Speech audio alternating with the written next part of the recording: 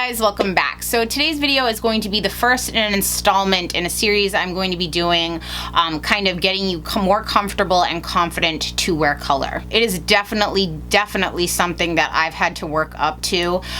If I look back on early pictures or earlier pictures, even maybe 4 years ago, 5 years ago, I was never, ever wearing color on my eyes. I would wear like browns and really neutral colors, but I was never wearing color on my eye because I wasn't comfortable with it. And same goes for my lips, actually. I always used to just wear glosses. This is actually similar to the first color I ever wore on my lips, and so I feel like that's a really comfortable place to start out. I'm gonna try to keep this fall appropriate, you know, for whatever season we're in as we're doing this series. So I started with some of my favorite Makeup Geek eyeshadows. I just moved them from my big books into this small one, and I'm going to kind of build from there in this series. So that way you don't have to always have completely different eyeshadows. You know, sometimes you can work with the ones that we already have. I chose Makeup Geek because I find their eyeshadows very affordable, drugstore prices actually, for the amount of grams you're getting and for how much the pans are. I find them very high quality and I do really like them.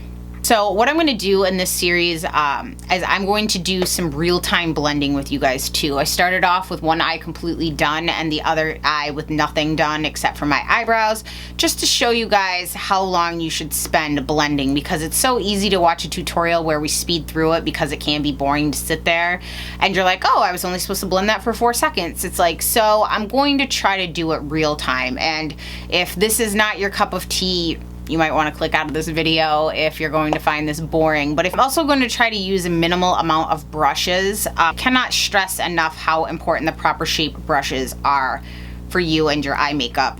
It will get you a very long way.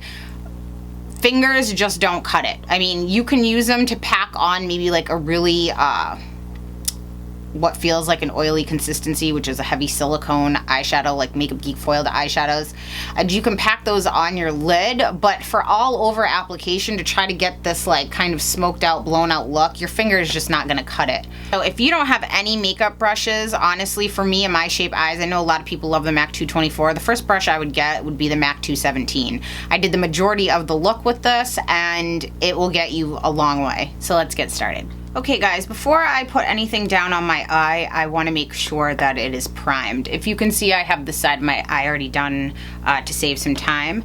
So first I'm going to go through with some Urban Decay Primer Potion on my P80 brush, Sigma Flat Top, and I'm just going to blend this in.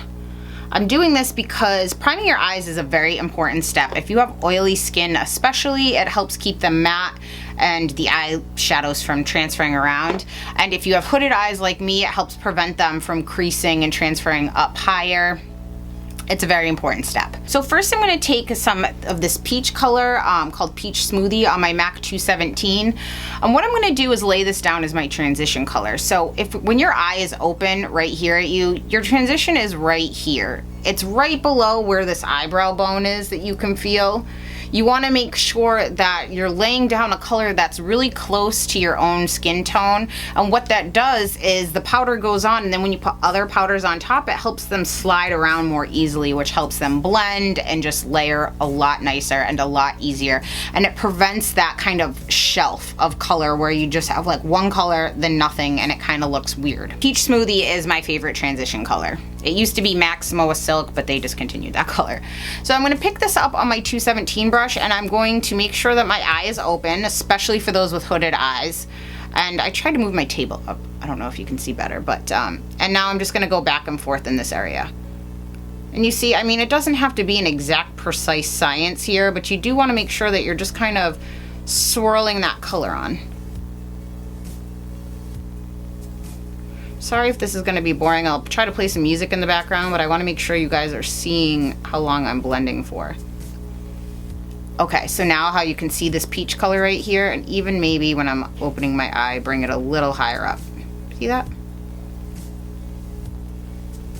Next, I'm going to go in with Makeup Geek's Bitten. Now, this eyeshadow right here is a brown with some red tones to it. It's a beautiful color. That's what I have right on the outside here. So on that same 217 brush, I'm going to try to not use 8 trillion brushes. I'm going to pick up some of that, and not too much, and I'm going to open my eye and see where this corner is, this tail.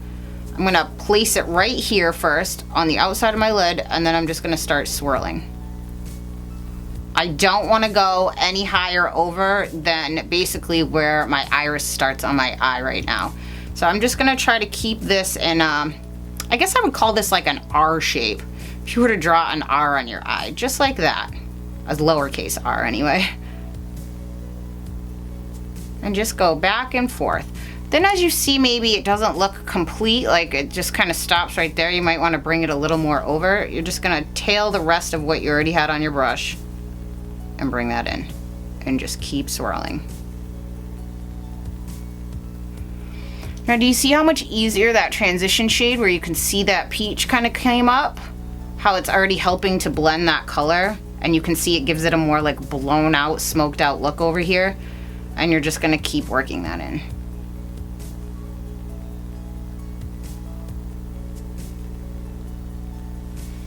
See? You can see where it's going over here.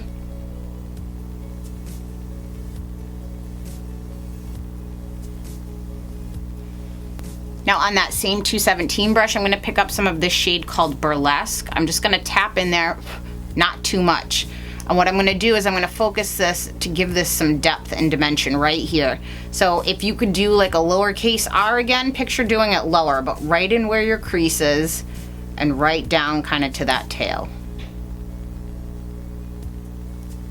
Now this is a big brush, so again, you just kind of wanna tap it on and just make a small little motions at first so we can lay that product down first.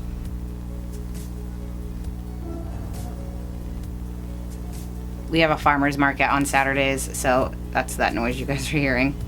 See? Just like that.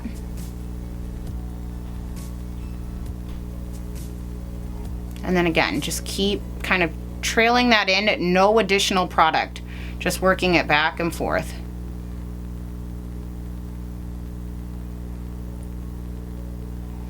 Now can we see right here how I've created a gradient, and it does not have to be perfect, but right here you can see the peach color where it's lighter, get to the darker color that is the bitten, and then to the darkest color right here. So what we've just done is create some depth on the outside of your eye, which kind of draws attention out.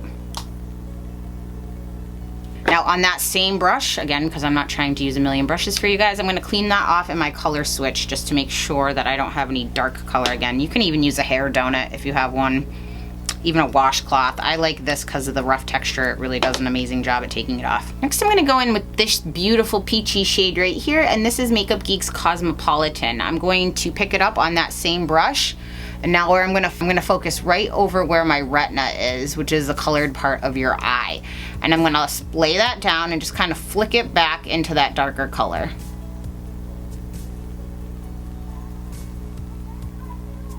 See that, how it's adding some shimmer on there?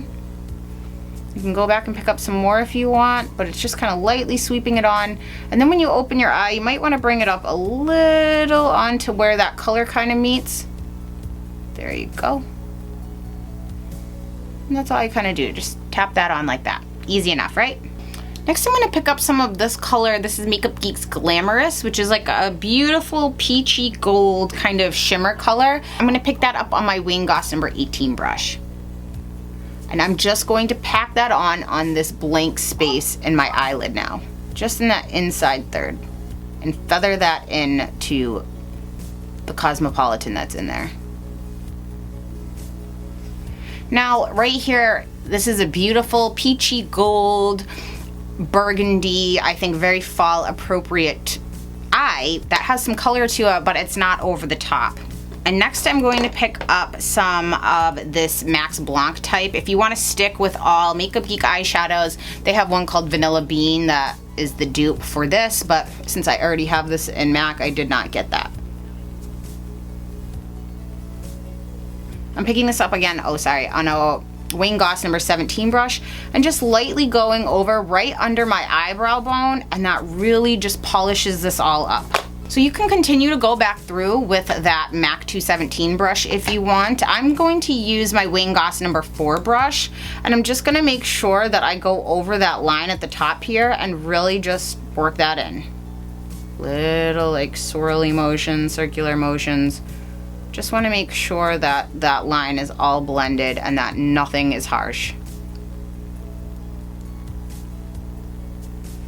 Now I'm going to pick up Makeup Geek Shimmer Shimmer on this Real Techniques shading brush. Real Techniques makes some very affordable eye brushes, and now I found them at some like Walgreens and CVS's and things too. I'm going to pick that up, and that's what I'm going to use to highlight the corner of my eye, which basically I'm just going to place it down and just swiggle it. I love this brush because it fits perfectly in the corner of my eye like that. And this Shimmer Shimmer has a little bit of almost like a pink tint to it, so it helps kind of draw this all together. Now something I've really ventured out and started doing more is kind of swirling color all around my eyes. Now that can be a little bit much, and if you're not used to using color, putting color on the bottom there could make you kind of look like you have pink eye. That'll be a whole nother video I'll film. We're working up to that. So to avoid having too much color, since we're just testing things out, I'm gonna go in with this beautiful brown color eyeliner by MAC called Costa Riche, and this is probably my favorite brown eyeliner. It's just beautiful. And I'm gonna line my waterline, which is that part inside my eye. Next I'm going to go through with a little bit of this Makeup Geek Frappe, which is just a beautiful light brown, and I'm gonna put that on a pencil brush, and I'm just gonna go over basically where we put that eyeliner, but right underneath, so like on the skin part. I'm just gonna go back and forth.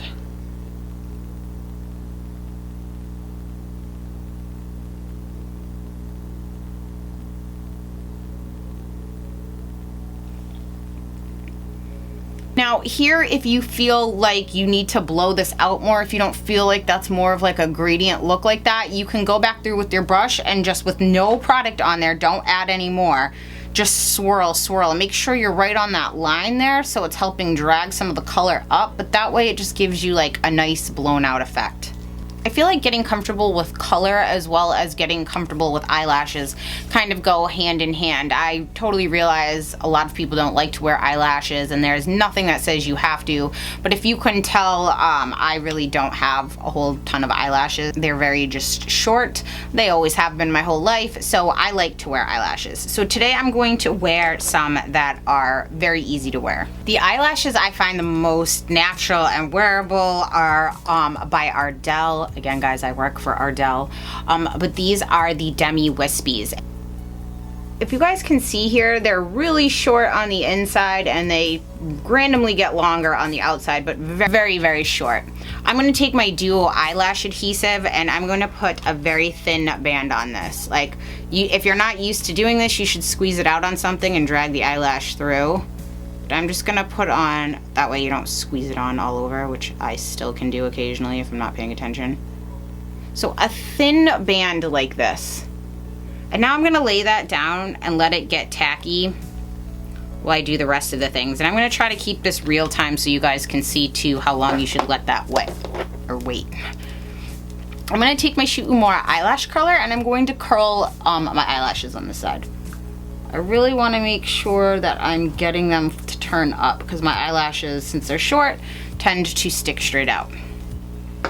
And now I'm just going to go in with some mascara. So on my bottom lash line, I'm going to use the Blanks Eyelash Primer in black.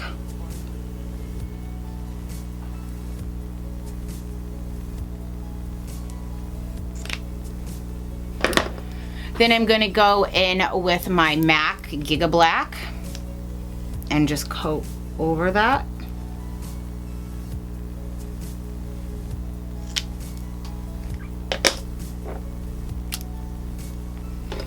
Next I'm going to take my Makeup Geek Gel Immortal Liner with my Japanesque brush and I'm just going to quickly tight line the top. If you have any kind of eyeliner you can do that. I don't like the eyeliners because it feels dry and tugs at my eye. And now I'm going to go on with my Giorgio Armani Eyes to Kill. You can use any mascaras you want, guys.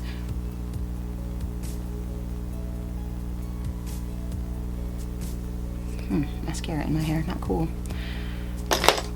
Now I'm going to go in with my eyelashes. I'm going to pick up my Tweezerman tweezers and I'm going to grab my eyelash as close to the middle as I can, like this.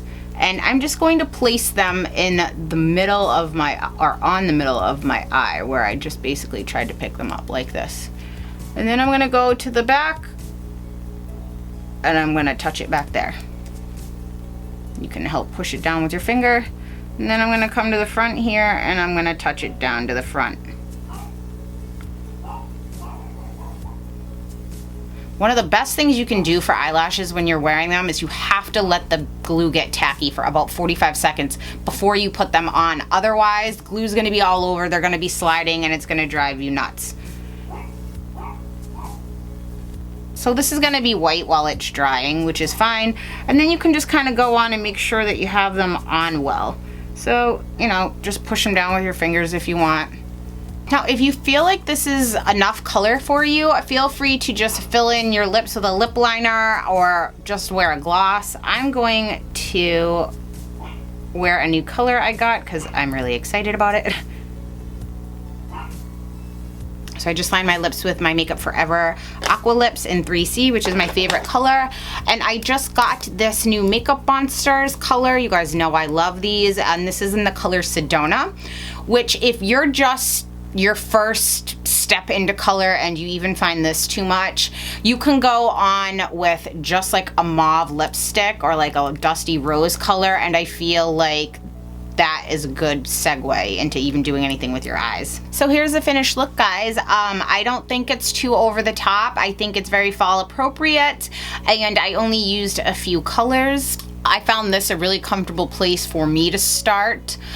If you guys have any specific colors that you're more interested in, let me know in the comment section down below, and I can work on some future videos like that. But what I'm gonna try to do is start building up to a very fall, colorful, maybe smoky, fall appropriate eye in winter, because that's the season we're in. So I'm just going to start building on these shadows here. I think they're a really good place to start. If you guys still feel like this is maybe too much or too much color for you and you're still not comfortable, let me know in the comment section down below and I'll try to start with something a little more basic. So I hope you guys found this video helpful. This will be, again, our first in a series of building up to being comfortable to working with color. If you guys have any questions, comments, concerns, please leave them in the comment section down below. Thank you so much for tuning in, guys, and I'll see you next time. Bye.